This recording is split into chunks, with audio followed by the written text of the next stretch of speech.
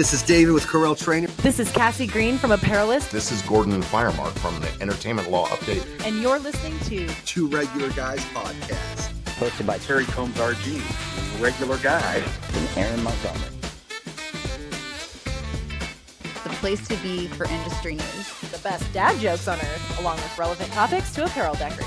Prepare for the ride.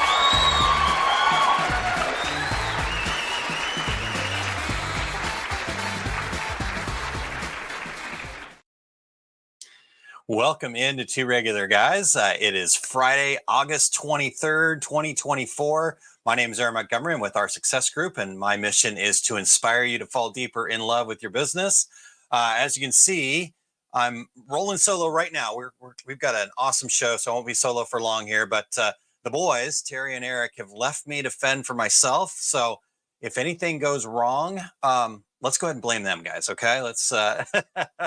But I really am excited about today, though, because it gives me an opportunity to welcome in a really good friend of mine, Dane Clement, and just even, let go of the outline, just open up the show, make this about having conversation with you guys. I can already see you guys putting questions in. So thank you. And, we're going to make sure that, we just have a heck of a good time. So any questions that you have for Dane, heck, if there's anything I can answer, pretty sure Dane can answer it more than me, but we can talk artwork, we can talk production, we can talk what's coming up. Whatever you guys want to talk about, it's really ask us anything. So I'd also love you to just take a moment here real quick and go share the show with anybody. So the more questions and comments and things that we get in here, the better off we're going to be, the more knowledge we're going to learn together. So rising tide does lift all boats. And with that being said, we want to get you started off with another really good friend of ours. We've got Marcia Derryberry joining us from Screen Printing Magazine and Big Picture Magazine, and about 27 other things that she's responsible for. This lady is just working like crazy to keep bringing you guys amazing information. So if you have not gone and registered for the newsletter and stuff over there at Screen Printing Magazine, or if you want to learn more about the big picture stuff, great stuff. So without further ado, though, I'm going to jump right in and bring Marcia in here so we can hear about some news items happening, and before we get to see her out in Las Vegas here soon, too. So I'm going to be pushing buttons. I'm going to be talking. It's not going to be smooth. It's not going to be great. We're just going to have fun, okay? So everybody agreement on that? Let's do that. Without Eric here, I'm a little bit lost, but we're all good. So here we go. Let's bring in Marcia.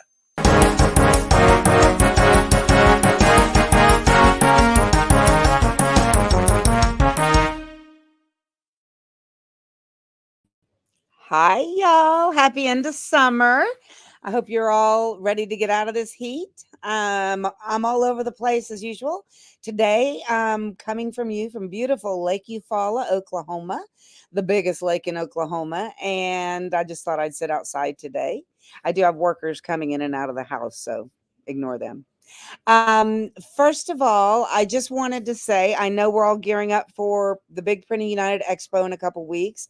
I'm so excited to see so many old friends and meet new ones. So if you are around and about, Screen Printing and Big Picture Magazine will be located in the Knowledge Center, which is room booth C4318. All the media is going to be in there. We all have the same booth number. It's easy to find. It's right behind registration in between the main two halls. So I just wanted to say real quick before I get into the news, one of the real exciting things we're doing is our annual Women in Screen Printing and Women in Big Wide Format Awards. Here is where I'll be presenting in a live ceremony recognition to 12 exemplary ladies who are doing incredible work, not only in their creative and technical expertise, but also community leadership, philanthropy, donating printing services to fundraisers, all kinds of stuff. Both are covered in the lead feature of the September-October magazines. And, screen printing is usually a digimag, but this is the only time of year we're actually printing copies for the show. So be sure and stop by and pick up one of those. They'll be at our booth and also in the pub bins. So with that, I wanted to start with my lead news story, which is about the Women in Print Alliance. I thought I was quite clever with my little transition there, my shameless plug going into this. But they're doing a new membership program which is so cool. And ladies, and gentlemen, if you're not familiar with the Women in Print Alliance, they're a key advocate for women in the printing industry, and it's part of Printing United Alliance. And they're here to foster a supportive community, offer professional development opportunities, advocate for the advancement of women in the printing and graphic arts, and more. So they've started a new membership program that, according to Elizabeth Lyons Black, who is the director of Women in Print Alliance, who is quickly becoming a really good friend of mine. I actually have a big interview with her coming up on our website as an online exclusive soon. But this program really, in her words, really reflects the Alliance's commitment to supporting women at every stage in their careers. So they've just started this new comprehensive membership structure. It's catering even to students, emerging professionals, industry veterans, everybody alike. The membership options include unique benefits designed to support members' professional growth and career progression, and would include a mix of virtual and in-person benefits, with programming focused on topics like career development, executive leadership, and work-life balance. So there's a few types of memberships. The individual membership is $59. Corporate membership is a little bit more, and the student membership is free. So I think Eric's not here. Everything's up to Aaron, but he's got the link to the real story on our website. And so it's got all the individual information on there about that. So that's that one. And then the second one, and here I go watching myself, and I'm so bad about rocking in rocking chairs from rocking 3 babies 30 years ago. And now I'm in a swivel chair. So I got to stop going back and forth. Sorry. But the next one is such exciting news for our friends at S&S Activewear. They continue their exponential growth as being a leader, as one of the major wholesaler blanks distributors in the country, carry every line and really even upscale fashion lines. But their big news is they recently agreed to combine and acquire Alpha Broder, who we know has been in the industry for generations. So it's a newly combined company to better meet the evolving demands of the apparel industry through this greater investment in product and brand offerings, employees, and supply chain innovation. Alpha Broder has always been a leading distributor of trade, retail, and apparel brands and branded products. And their feeling is this combined company will unite 2 premier branded apparel distributors to better serve customers and suppliers alike across our very diversified industry, which has both corporate and consumer markets. Through this, it'll benefit you. You're going to have a greater choice of products and access to an enhanced portfolio of premium brands across apparel and branded product strategies. S&S intends to make significant investments in technology, the integration and expansion of its sales force, its supply chain and distribution capabilities, and the employee experience to create an organization that delivers significant benefits to its customers and industry partners. This will allow customers and ultimately end consumers to benefit from faster, more accurate order fulfillment, and increased inventory across in-demand categories. This is going to help with improving delivery and transportation logistics and support significant savings in carbon emissions. So, as usual, our great friends are on top of it all, and we're just so proud of them. I can't wait to see them at the show. You know, Printing United, I also have an upcoming interview coming on screenprinting.com with Mark Subers, who's the president of Printing United Alliance Expo and Exhibitions. And he was telling me a lot about what they're doing on the textile end. A lot of blanks manufacturers are going to be there this year. That's been growing in momentum every year. And their apparel zone, I'm keeping a secret about what it's like, but it's really, really cool this year, y'all. It's got a theme, and you're just really going to enjoy going through the process. So I really urge you to stop by there and see the latest and greatest in equipment, technology, and new processes. So with that, you know, I'm a gabber. I told Dane I love him dearly, but I got to click off now. It's not like I'm walking out of his seminar, but I'm driving back to Dallas, Texas for this morning to go to a Fleetwood Mac concert. And anybody who knows me on Facebook knows I'm the world's biggest Stevie fan. So I'll see y'all in a couple weeks at the show, and I'll be back on doing the news in about 3 weeks. Have a great day.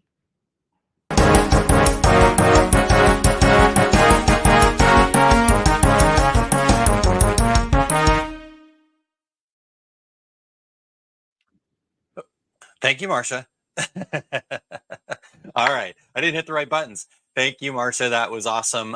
We appreciate her bringing us all that information, all the things that she's doing, and sharing, and all the work that she's doing to keep you apprised. So again, make sure that you're subscribing and checking that out. And yeah, drive safe and enjoy the concert. I didn't hear about that until just now. So, all right, you guys. So we still have the dad joke, but I'm going to bring in Dane. If it looks like he's ready, I'm not surprising him here.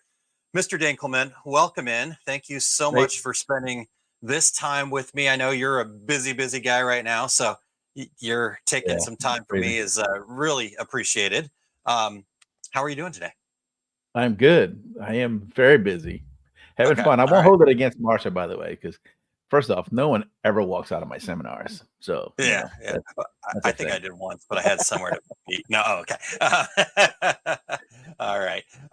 Evelyn says Dane is the best. Absolutely. And that's why we've got him here. We only bring the best in. He's our official art guy.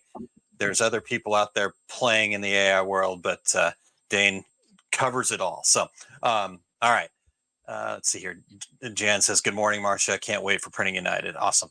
All right. Well, Dane, this is odd. You and I have spent some time together at shows. We've gotten to know each other. Maybe have had a adult beverage or two together. Maybe wanted to. But I don't know what your take is on dad jokes. Well, I like them personally, but I can never remember any. So please don't ask me to say one. Well, I've got a dad joke for us then. So if you're cool to do that with it, so just kind of be the straight guy for me, if you don't mind. Not a problem. All right. So I got to find all the fun little things we got here. So we'll do the dad joke real quick, and then we'll get into asking Dane all the questions. There's been some great questions coming in. We've had a few from before, so I think we're going to have plenty to talk about here. So here's the dad joke.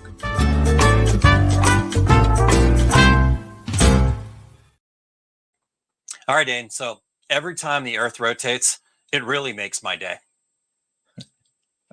All right. It's a dad joke. If you have to explain it, I felt like I had to explain it. So apologies to everyone. Dane, let me take care of a little bit of housekeeping here real quick. Before we dive in, we do want to thank everybody that's here. We appreciate all the live viewers that are coming in. Like I said, I'm already starring a bunch of the questions. So that's what it's all about today. We do need you guys to also participate with the intro of our shows. We've got some, as you guys have heard, we're trying to get some new ones. We hope to bring some new ones back from Printing United. So we would love to have all of you regulators participate in our show intros. So if you can go over to, and I won't even bother finding the link here right now, we'll post it in the comments later. Decorators.inc/intro. And there's some prompts there that you just read a couple lines, share a little bit, have some fun with it.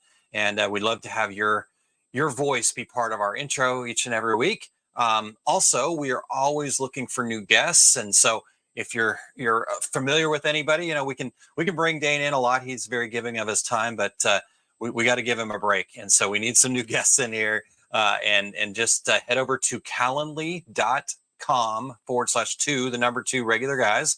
And you can book a future episode there. Or if you know somebody we should be reaching out to, send us an email over at info@2regularguys.com.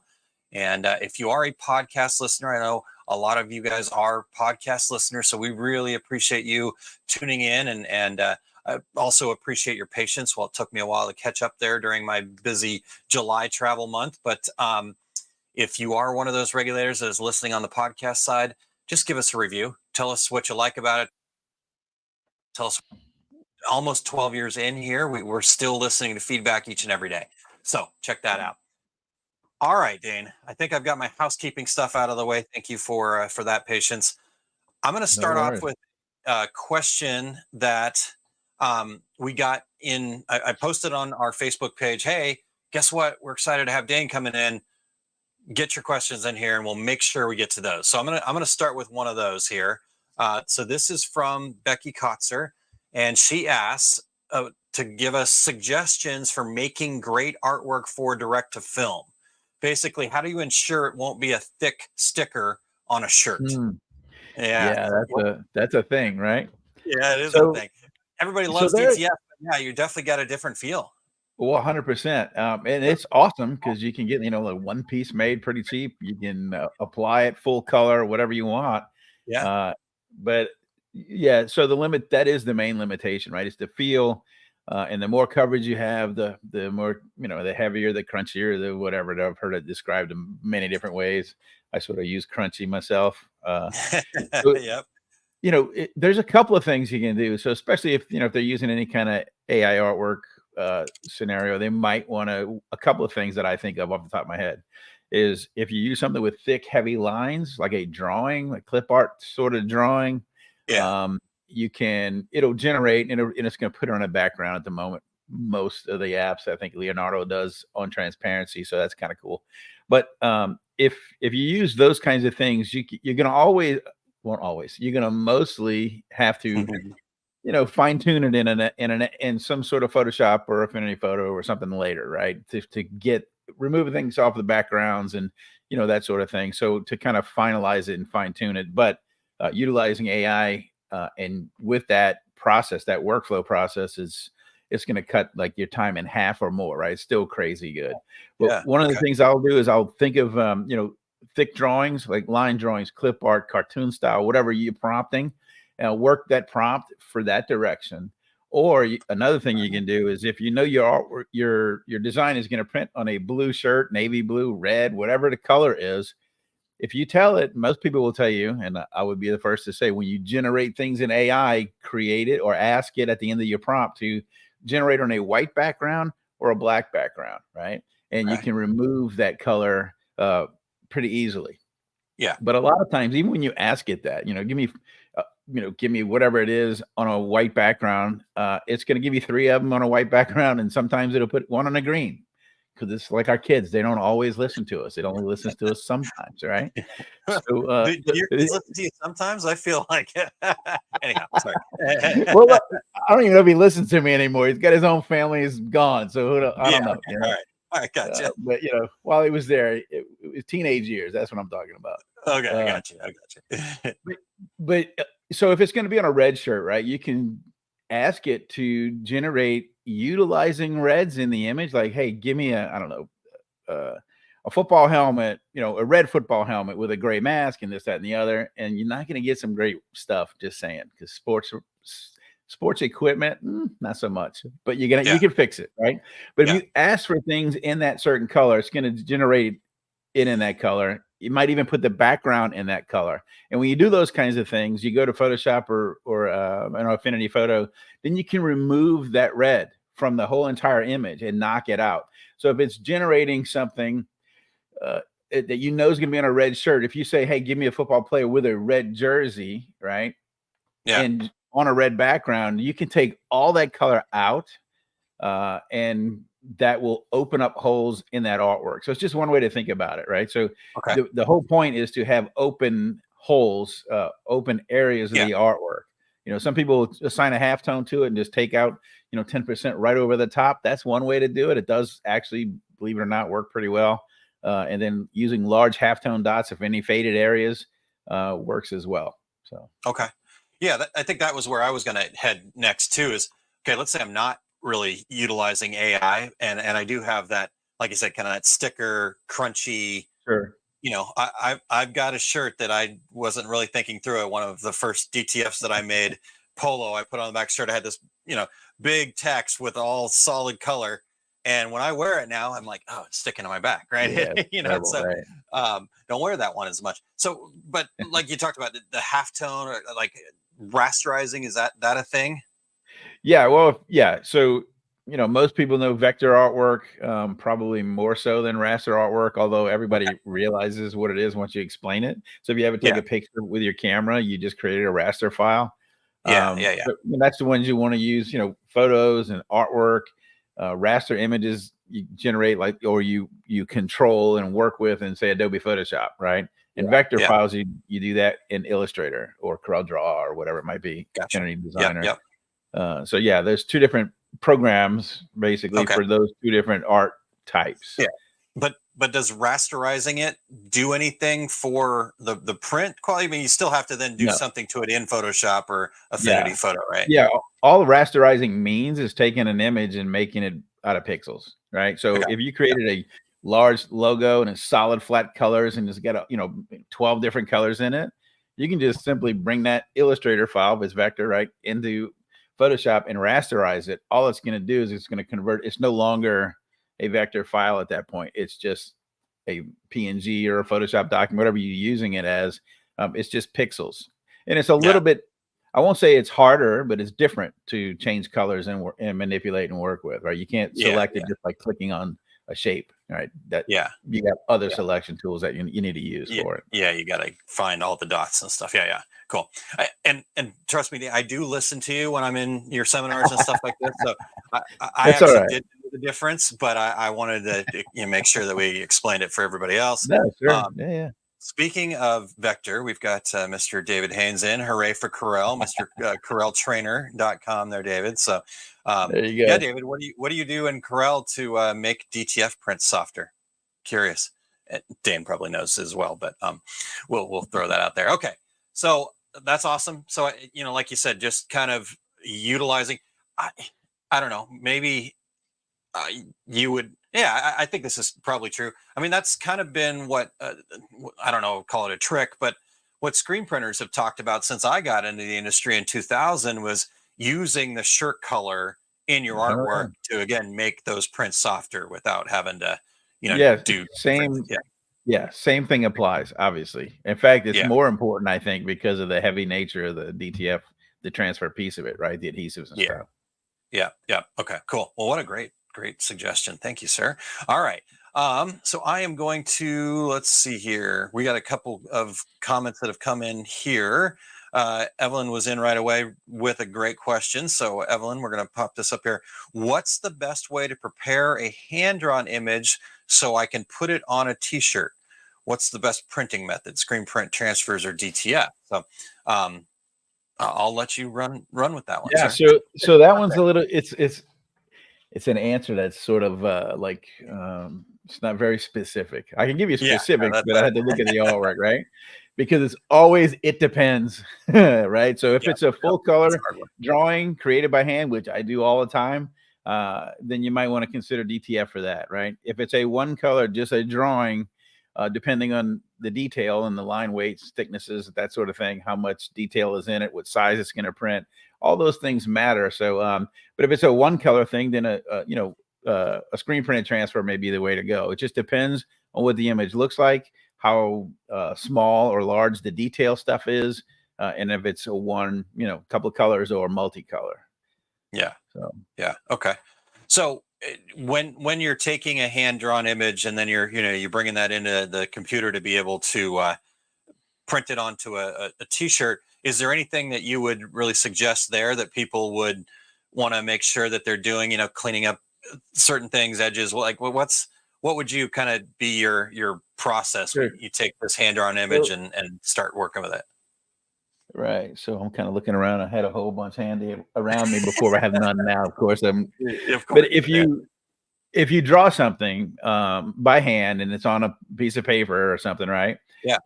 Depending on what it is. So if it's an ink drawing, a pencil drawing, you want to scan it in or take a photo with it with your phone or your iPad or something. Bring it into the computer. Then you have to remove that background, right? So if it's on a white background, white piece of paper, right, would be really easy to do. In Photoshop, for instance, but that would be the first thing you have to do. You got to get the artwork on its own layer, right? So, again, if anybody's taken any of my classes, or I think we've probably done it in here, I just don't have anything available at this moment. But you got to remove the background, depending on the size that you're working on, and who you're going to get to, let's say, make your transfers, your screen print transfers, or your DTF. Anybody that creates the transfers will have a certain spec that you have to meet, right? You can't do anything thinner lines than this, whatever that number is. Everybody's a little different. And even Stalls has changed a little bit and gotten better. It's gotten more detail and finer detail. So just find out wherever you're going to go, what that minimum size is, and utilize it at the size. So if you drew it on a 8.5 by 11 and you could be like a left chest or a shirt or hat or something like that, and it's going to be smaller, then you want to make sure you scan it in, clean it up, and reduce it down, and then check the sizes of the minimums. Gotcha. Right? Don't worry about drawing minimums at big if it's going to print smaller, because it matters at the actual print size. At the print. Okay. All right. Really good information. Look at this. I knew it. I knew this was going to be awesome. All right. Let's get one more question in here. Then we'll take a quick break, and then we've got more questions. So you're doing a great job, Dan. So we'll just give you a little pat on the back. My first day. Yeah. Not that you need it, but I like to congratulate my friends. All right. Creative Expressions and Gifts says, how do I add brushes to Photoshop? I purchase a lot of brushes. Okay. So a couple of ways. You can open up your brushes panel, and there's a little hamburger menu at the very top right-hand corner. If you go up there and click on it, it'll give you a little flyout menu. And there's one that says load brushes. If you go to that load brushes, it'll give you the next menu to go find it on your computer, right? Gotcha. I keep all of my brushes because I've purchased a boatload as well. I buy them for Clip Studio, Photoshop, Procreate, all kinds. And honestly, I don't even know how many. I probably got thousands of brushes.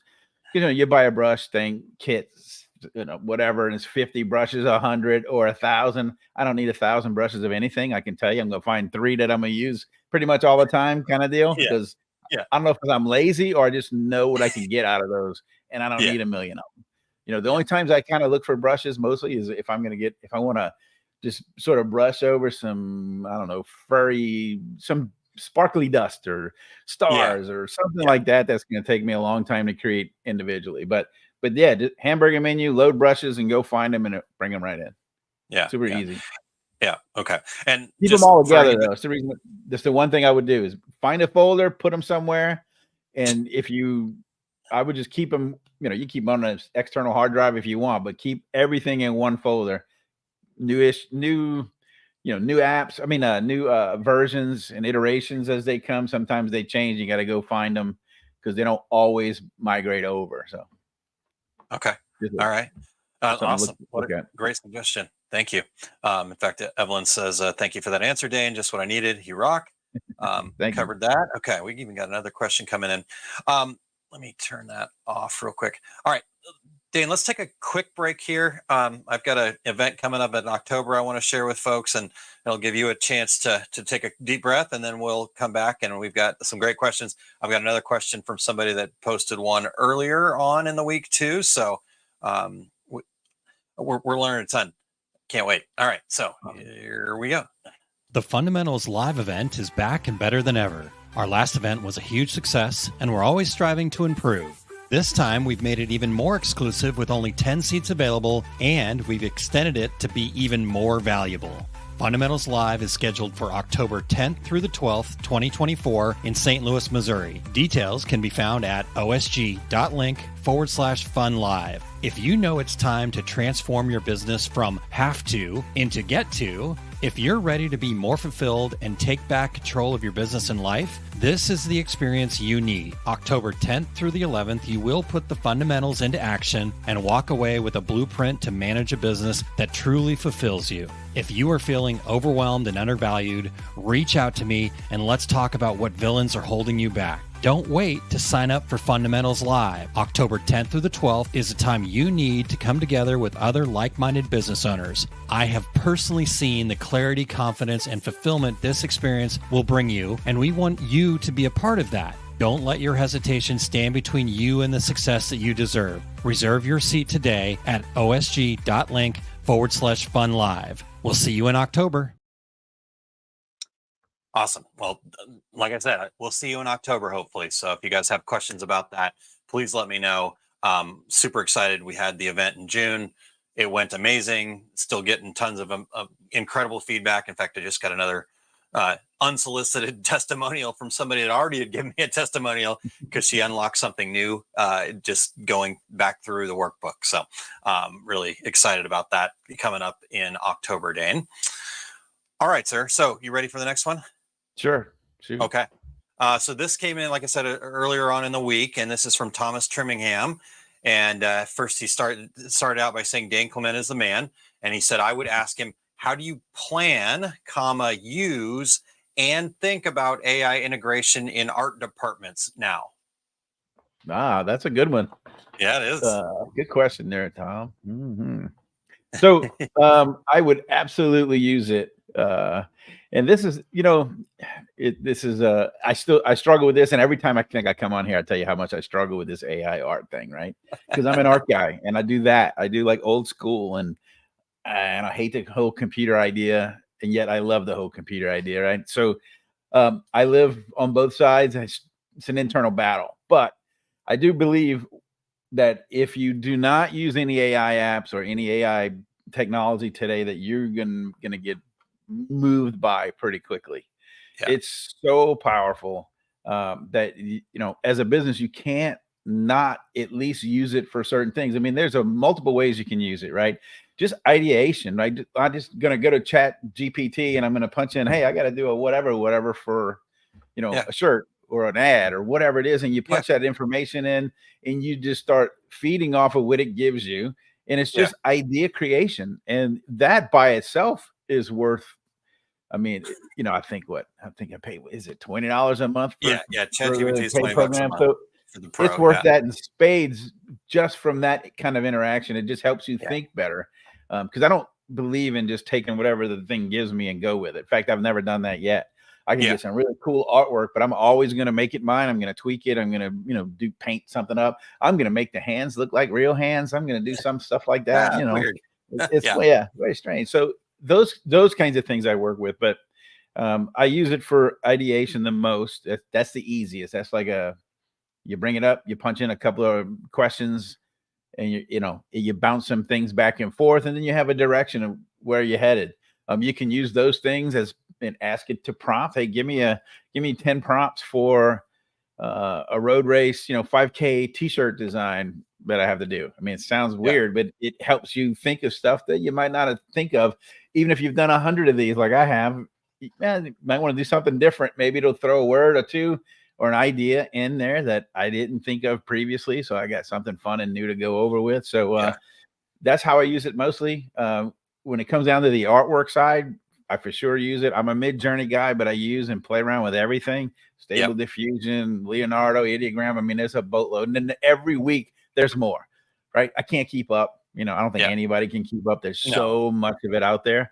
But find one you like and stick with it, because it gets better. All of them have gotten better, right? Everyone that I've ever played with, they just got new features and new things and better generations of whatever you're asking for. So I would just start with the ideation first, then bring it into helping you find bits and pieces. Because a lot of times you get one element that you're looking for, and then you keep going and you can find another element that works with it. Now you get two finished pieces of artwork that it generated for you. And you just pull this one from this one and that one from the other image, put them together, throw some text, and you're done. Sometimes you may just get what you want. I think it's because when I'm asking for something, I got something in my head, sort of, kind of, or I think I do. I don't always have it, but I think I do. Right. So I'm like, let's see what happens. And I give it a shot, and it's like, that's not what I'm looking for. Or it gets me close, and I just always finish it. And, but I think that's the way I use it in my workflow process, because I wanted this thing to be mine mostly, not AI mostly, if that makes any sense. Yeah. No, it does make a ton of sense. And I love that. I think, like you said, the ideation, that kind of coming up with, what would make this stand out more, those kinds of questions are fantastic use of it from a integration into your art department, so to speak. And, I think there's something to be said too about, like you said, making it your own. Because I do see a lot of people that are just really spitting out a ton of AI generated stuff. And I see it everywhere. Right? Yeah. And that still stands out. I mean, it's still just, it sticks out like a sore thumb, right? Because if I was doing stuff, right, like that's probably where I would have started. But I think understanding and listening and learning from somebody like Dane, who's saying, hey, okay, it takes this much off of our plate, but you still got to get it to the finish line, right? And so, like, I think my book cover, this is because I got the Photoshop file, and so I kind of got to see what you did to the AI artwork. I'm like, oh my gosh, that's incredible. it looked good to start with, but it looks great now. So I think that's really great way to look at that, Dane. Sure. Yeah. Yep. Okay, so we got Dot Tone Dan jumping in. Good morning, and creative expressions. I agree. AI is a game changer when used properly.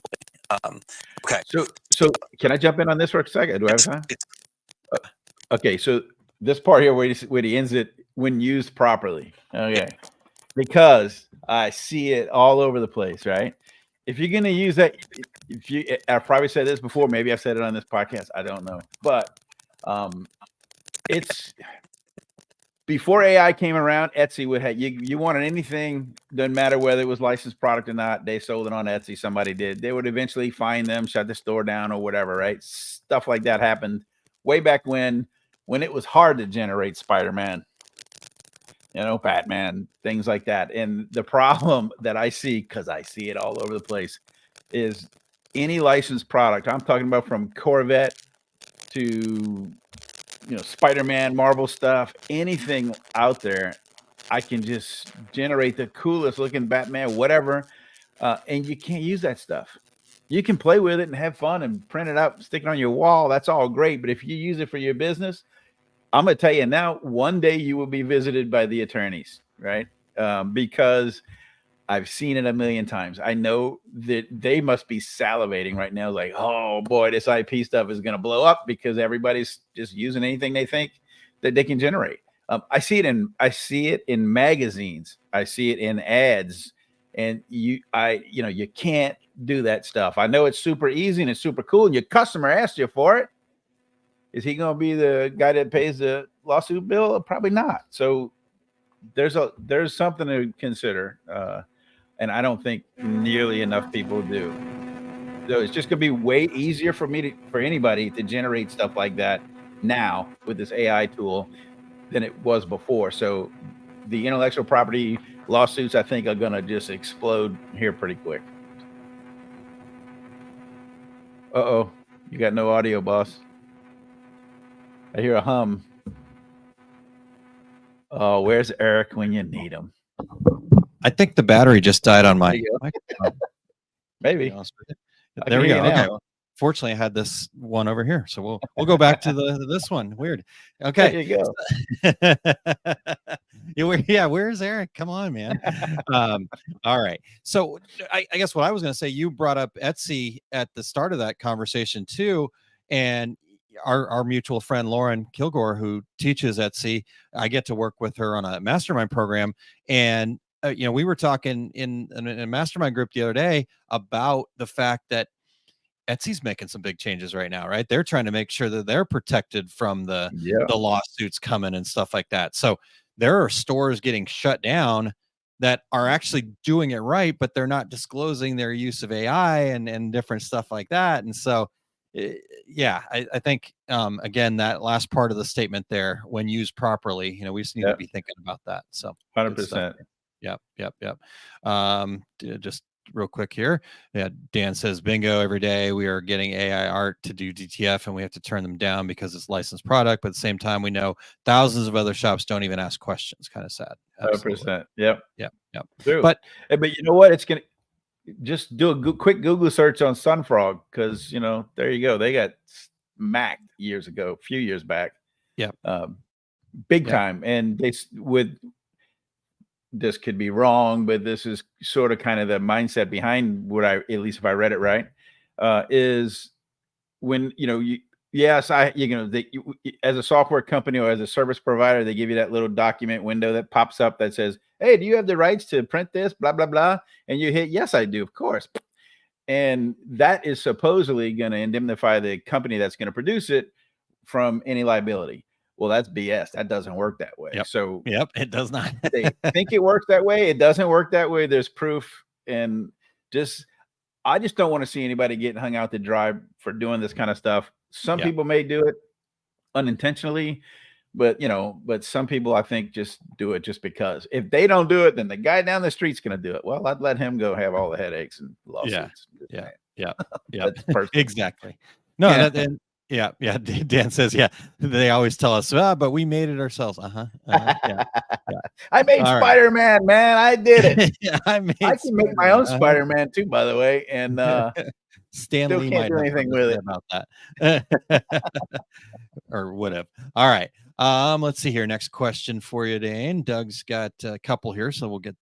He says, "Is there a way when ordering screen print transfers to get the multicolor gradations that are possible when actually screen printing directly on garments?"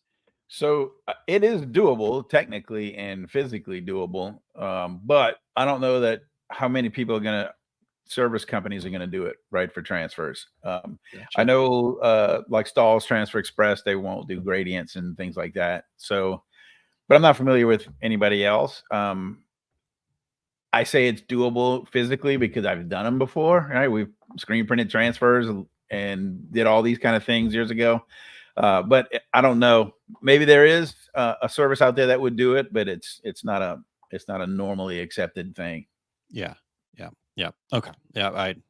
I kind of felt the same way. So I'm glad that we're on the same page there. Doug also then asks, also, is there a way of telling what process someone used to make a printed shirt? I find a lot of t-shirts I have really soft and some are really not very soft, but plasticky.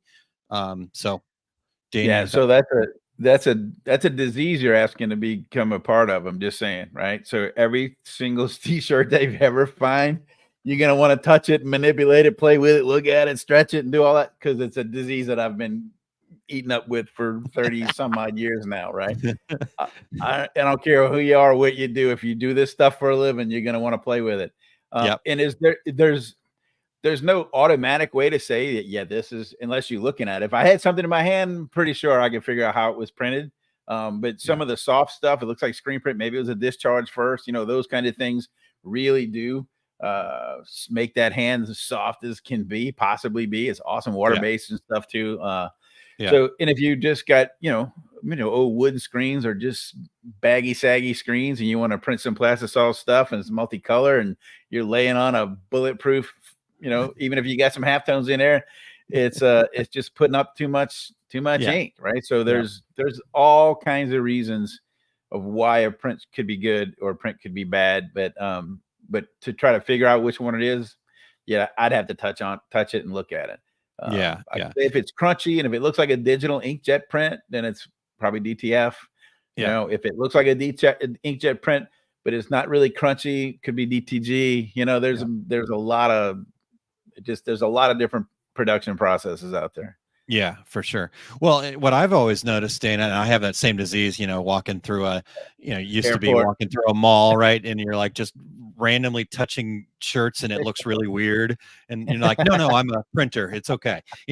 I'm not fondling the shirt here. But what I've always noticed for me is I can tell a bad print pretty easily, right? Like you can tell, like you said, a bad screen print, just too much ink. Heck, you wash it a couple times and you can see the splotchiness coming out because it wasn't cured properly. Cracking, that wash it a couple times, you can definitely tell a lot quicker. And like you said, you're starting to understand the same thing with DTF, right? Like just not good artwork, just too crunchy. Here's something on a DTF side, right? I go to trade shows obviously all the time. I'll be in Printing United in a couple of weeks. And almost everyone I've gone to, they want to, people selling the equipment, right? Nothing wrong with that. It's great equipment, bunch of it, probably, right? So, but they're sitting there and they got rows and rows of these cool graphics coming off of it, like super neat looking, really, depending on what it is. And a whole bunch of them are soft faded edges, right? It's something that you could do in a DTG, no problem. But if you're going to screen print it, direct print it, you got to separate it. You're going to have some halftones involved. And in order for DTF process to work, you have to have halftones involved as well. But none of those guys doing it. Well, I can't say none. Most of the ones that I've seen just printed out nice, soft, fuzzy edges. And if you look at it, or even if you smash it down, it's going to have all the adhesive and the white around the edge. It's going to look horrible, and it won't wash and that sort of thing. So, just because they're showing how smooth and cool and easy it is around the edges, you just need to know that you're probably going to have to adjust that artwork to make it actually work and actually wash well. So it's doable, but you got finish the art right. Yeah, exactly. Awesome. Oops, wrong one here. I'll get that one in a second, Doug. Jan says, no more than me walking by clothing with embroidery and turning it inside out to look at the back. Yeah, see, the disease. Yeah, we all got it. It's Yeah, a disease. that's funny. Actually, I was at a resort in Mexico with my wife on our honeymoon, and there was a screen printed t-shirt, or not screen printed, embroidered t-shirt, like with a full on embroider. It did not look good. And yeah, I did the same thing, Jan. I turned it inside out and I sent a picture to Eric from my honeymoon. So it is a disease. All right. Doug also says, I spent a lot of time touching shirts when I was on vacation, choosing not to buy a few because of how it felt. Absolutely. Yep. Okay, so let's get the next one here. So Collegiate Press wide format says, my DTF printer wants RGB files. What is the best way to convert a 4-color and Pantone print PDF file? I also have Pit Stop. I'm guessing Photoshop is what that was, unless there's a Pit Stop program that I'm not familiar with. Yeah, I'm not familiar with it either. It could be okay. So let's assume Photoshop. All right. So most digital printers do want RGB files, right? That's why probably, I want to say almost all the times that I'm doing something, I'm sending a PNG because it's an RGB file, right? And now, depending, like if you're going to, if you have your own equipment, right? My printer wants, I don't know if that's a service printer that you're using or your own piece of equipment, but just find out what that RIP software or the print drivers of that equipment with what it's looking for, right? Most printers out there want an RGB PNG file. It'll take that and it's going to digitally convert the artwork colors, right? It'll do the math on those colors so it prints accurately on that CMYK printer, basically. Yeah. If you want to see what it looks like, I'm not too worried about those kinds of things. I mean, I know it's a big thing. I talk about it in my seminars all the time. People are like, well, I got a CMYK printer. I need to create CMYK. I'm like, okay, if you want, go ahead. But what are you going to send that file when it's asking for an RGB sort of file to reproduce your colors accurately? Yeah. As long as my artwork looks good in RGB, if I wanted this, if I'm using, like if I had a Monster drink can or something with that super bright neon green logo stuff, that you're never going to hit, right? But so you can soft proof it in Photoshop. Just go to soft proof it and look at it on screen. You can you can convert it to CMYK, right? It's going to chunk out a bunch of colors, especially on those really bright neon-y colors, and then save that as a RGB, and that's what it's going to look like, or close, right? Because, but to me, I know that we can only go so far. Like if RGB is way up here, I'm only going to get to here with CMYK, right? But the way I mean, I don't have a PhD in color, digital color, right? And I don't want one, believe me, not my thing. But if I know I want to hit a bright green, and this my RGB file is way up here, and I know that the RIP software, whoever's going to print it, is going to say, this is the closest I can get to that color, right? Maybe I can get a little closer with different profiles and that sort of thing, but that's the stuff you ask either the print manufacturer or the printers that you're using to see what sort of files and what color profiles to use, right? So, but for the most part, if you're going to use a service out there, sRGB is going to get you the most accurate reproduction. The RGB PNG file that you're going to send, it'll do the math in their RIP software to convert it and print properly. So just knowing that you can't hit what you can see on screen, but all of them that I'm aware of will get as close to those colors as possible. Some better than others, but it depends on the profile that you use. So that's how I would handle it. Just check with them first. Cool. Love it. Dane, we've got the questions are flowing in now. They've let it loose. So this is good stuff here. We might not even be able to get to all of them. So ask Dane part 2 coming soon. There we go. No problem. To a podcast near you. Okay. So Melanie asks, are there certain AI apps for graphic users, or do most AI apps do everything? I see Adobe has integrated it in Creative Suite for a fee. So I know you've talked a little bit about some of those apps and what you like and use, but could you just kind of cover that for us? Yeah, sure. So I don't know of any AI apps that do everything, by the way, but I do know that there's free ones available that you can use to get your entire process done if you want to. I'm a big fan on certain free apps, right? So Leonardo, Ideogram, those kinds of things. Yeah. Super cool. Yeah, you turn me on the ideogram. That thing's amazing. Yeah, it's awesome. It's super good, and it's free. So create your artwork there. And you can use, some people use like GIMP software. They'll take that file, bring it into some other program or whatever. Yeah. I'm a Photoshop guy. I'm not an Adobe guy. I hate Adobe's business practices. We've gone through this before here in not recent past. Yeah. But they got the best program. However, and they do have the generative fill built in, right? So every time you do, and it is a game changer. So it's worth the money. The interesting thing is, so who was it? Canva actually bought out Serif, which creates Affinity Photo and Affinity Designer. So I'm kind of thinking that there'll probably be some feature like that here pretty soon. There's free upscalers, right? So an app's going to give you, some of the apps will allow you to upscale inside the app and save the high-res file. Most of them will say, hey, just download this. It's 1024 by 1024 pixels. I run it through and my upscale it. I still use all the time. I think it's great. It's free. It's called Upscale. You is with a YL at the end of it, right? Yep. I just think that's a super great program. I literally, it's on my desktop. I use it all the time. And it's downloaded on my computer. So I don't like using the free ones where you got to upload it to a website and wait in a queue, and maybe 20 minutes from now you're going to get your upscaled version. It's free. That works, but this one works like a champ. So it's amazing. Yep. It's in the comments there for everybody, and we'll because like you said, it's spelled a little bit differently. So it's upscayl.org is where you can find that. It's great. It downloads to your computer. I use it. That's the one I use, my go-to. And I pay for Topaz, by the way. And I use it as well, but that one's can't beat it. It's free and it's awesome. So go figure. Yeah, for sure. All right. Let's move on to the next question. Like I said, I don't think we're going to get through all of them, but we'll try to cover as many as we can here. I'll try to be quick with the answers. No, you're good. You're good. This is perfect. I say this every time, Dane, and I'm not just blowing smoke here. I sit in on one of your seminars. We sit here and we have these conversations, and I've been, again, I'm not an artwork guy per se, but I've been around this for a long time, been around you quite a bit, and I learn something new every time. So I love that. That's good. That's what hey, I do too, daily. So that's good. That's right. We just got to keep sharing, right? So Evelyn says, is there a way to print an all over design on a dark colored shirt?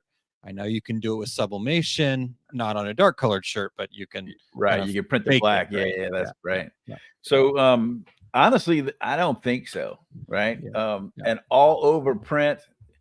Back in the day, they used to do like big prints that'll print over the sleeves and stuff, but it doesn't get, one, you're not gonna get the back unless you print that as well. You're not gonna get underneath the arms, so the best is a cut and sew factory doing it sublimation wise. That's the best way to go.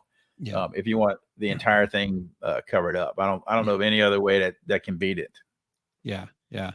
I kind of was what I was thinking. I mean, I've seen some like faux shirts, right, where they have kind of a bleached out area and you can kind of fake it into it looking somewhat all over, but then you're still just going to have solid color sleeves and collars and stuff like that. Or tie-dyed sleeves. There's things you can do, but it's not an all over print. It's like it's a print here that just sort of blends in and looks like it might be printed all over kind of deal. But other than that, it's nothing I can think of. No, me neither. I mean, I think kind of really understanding what the customer is going for there, though, right? So they might say, I want an all over print, but what they really want is just print on a lot of the locations. So maybe you could get away with something like that. Like you could, if you charge enough, you could like ETF on sleeves, and underarms, and right. That'd be an expensive shirt. You better charge for 300 of them. You better charge for it. But I mean, we can fake it if you want to. But I think the best tool, I agree with Dane, the best tool is find a cut and sew house and hey, look, anybody that sees me at the trade shows, and I've been wearing my Great Dane artwork shirts forever, and they're all cut and sew sublimation. In fact, I may or may not have some new ones in a couple of weeks at Printing United. So there you go. I love it. Gosh, I'm gonna have to find your printer. I've been trying to get the guys over at American Print and Supply to print the ones you made for me, and I still can't get them to do it. That's been a minute. It has been a long time that you did that. Yeah, So. I'll give you my guys, no problem. All right. I don't think I'll be able to get it by Printing United, but hey. Rena says, buy this guy a drink. The knowledge is mind blowing. Yep, we will definitely get a. Hey, a it gets drink real in good when hand. I'm drinking. You would know, Rena. Just saying. Yeah, we do know. You might not be. They say it's harder to understand me after a couple beers. I don't think so, but I could be wrong. I think it's great. I understand you better after I've had a couple of beers. All right. We got to keep moving if I get off track here. Jan, this is a great question. I don't know if we want to cover this right now, Dane, but I'll put it up there and then maybe we can come back to it, or maybe I can bring that, because let me give you the first part. It says, let's talk about what color profiles are needed for digital printing, especially DTF. I've been using a ton of those lately. Explain. But then she adds this part, by the way, I use Corel. So, okay. Yeah, that might be an involved answer. Yeah. Because there's a lot to that question, right? And Corel is not the best color profile application sort of thing, you know. Sorry, Dave. I know he's going to fuss at me. But well, he hasn't jumped back in with any suggestions from before, so maybe he's not here anymore. All right. We might want to cover that one in a more in-depth color. That's what I was thinking. Is kind of leave that, because that's a bigger picture. And honestly, well, I could answer. I could throw in the 2-second thing. We got a minute. Yeah, I could probably give a super quick overall. So a couple of things about the color profiles. Depending on what you're doing. You mentioned DTF in that thing, I think. So DTF, DTGs, that sort of thing. Anytime I would want to get my own stuff done personally, I use Adobe 1998 color profile. And most people out there, I say everybody all the time. I don't mean every single person in life, but most of the companies I get it, but that do it as a service. Okay, I just gotta make sure I clarify, because you said everybody. So most people want you to use sRGB because it's going to be closer to your monitor, blah, blah, blah. I don't really care about that. Again, I'm not that picky when it comes to color, as long as my color looks great. My color looks great when I use Adobe 1998, right? If you're a DTG guy and you're complaining that your blacks aren't black, right? And your color, it's just sort of like a charcoal gray almost. It's not really rich and deep.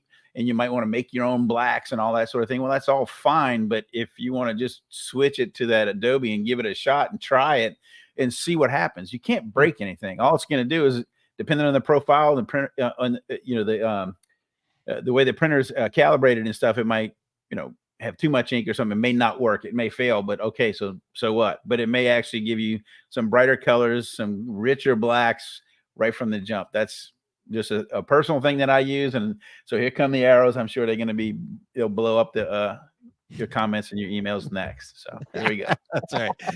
I don't care. It works for me. You can send your arrows to me. I'll take care of it. I'm well, okay. So while we're on this topic, and so we're good. We can go, we're kind of coming up towards the end, but we don't have anything else left to go. We decided no secret sauce today, because this is the secret sauce. You got a whole show of secret sauce there. All right. So let's go. I got a few more minutes. More minutes. Good. If you can give it.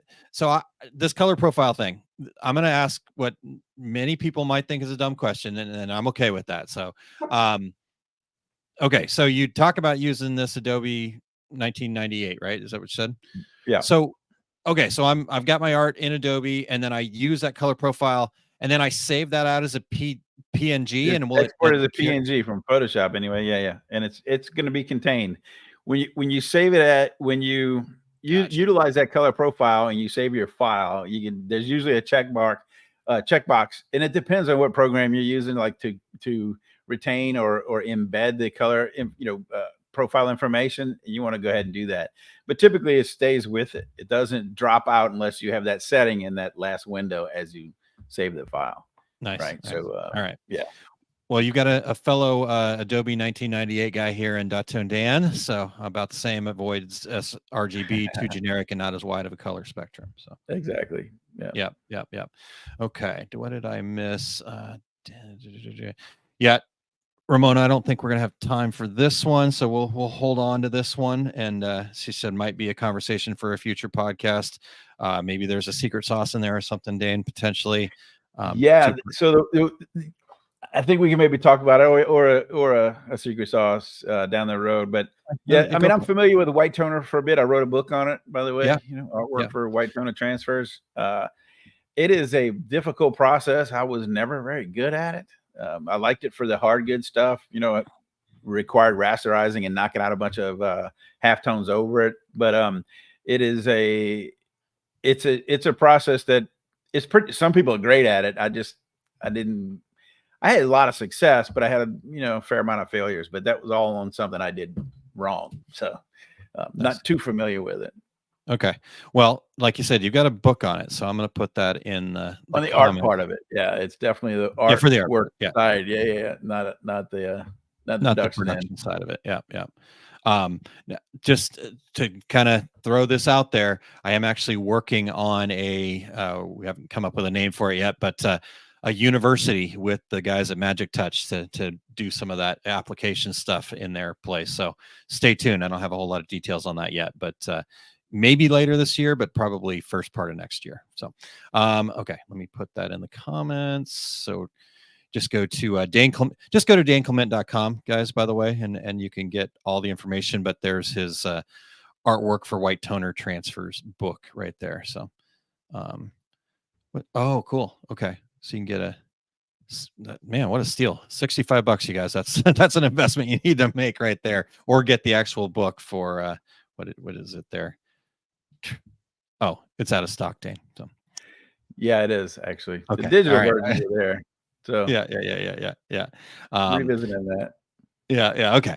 All right, Dane. Well, gosh, what an awesome time, and we had a bit of fun along the way. Rena says I speak Dane, and and Jan says, wait, did you guys say cocktails? So absolutely.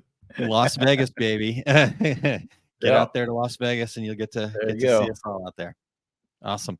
All right, Dane, anything else that you want to share? I know you're a super busy guy. Anything else coming up that you want to make people aware of? Super busy. If you do come to Printing United, come check us out at the Stalls booth, because it's going to have some killer graphics. Okay. All right. So you'll see what I've been working really, really hard on for the past few weeks. It's fun. It's awesome. So I would throw that in there. Yeah. Creative Expression says, I have several of Dane's books. They're great. Yeah, absolutely. Good stuff over there. Awesome. Dane, appreciate you very much, sir. And thank you, sir. Yes, I will. I got the first round in Las Vegas, sir. All right. Y'all heard him. Don't let it back out. It's recorded, man. I want you to play it. All right. Sounds good. Dane's buying it around for the whole bar. And I'm like, hold on a second. That's why we met. Awesome. Thanks, Dane. Have a great one. All right, man. See ya. Wow. What a wonderful conversation with Dane. Thank you guys for all the wonderful questions. I knew you guys would show up and make it a great show. Evelyn, you are so welcome. She says, Aaron, thanks for you always providing the best content and speakers. Thanks, Dane, for always being willing to share. Yeah. I knew when the guys said, hey, can you cover this? And we didn't really have anybody lined up. I'm like, I gotta make this easy on myself. So I brought in the professional, and loved talking to Dane. All right. Well, you know what? We are at the end of the show, so I'm not going to belabor this. Let's just call it a great day, and we will see you guys back next week. Next week, we'll be talking about, I've got a friend and mentor of mine joining us, and I'll have Eric and Terry back with me, and we're going to talk to Dale about greater profits with fewer sales. He's actually written a book about this, and we want to talk to him about that. So can't wait to have that conversation with Dale next week back here at 10 o'clock a.m. So that is our show for today, you guys. My name's Aaron Montgomery, sitting in for Mr. Terry Combs and covering the board for Mr. Eric Campbell. So thank you guys so much for being here, and a wonderful show. And thanks very much to Dane for joining us. Make sure to get to daneclement.com. Check out everything he's got going on over there, and make sure you stop by the Stalls booth and check out all the amazing killer graphics that he's been working on. So talk to everybody soon. Have a good day. Here we go. We're out. Awesome. Thank you for listening to Two Regular Guys. Check out our website at tworegularguys.com. That's the number 2, regularguys.com. You can also interact with us over at our Facebook page, facebook.com/2regularguys, or send us a tweet, twitter.com/2regularguys. And we have a YouTube page. You can find all that from our website, 2regularguys.com. Thanks for tuning in, and we look forward to spending some time with you again next week.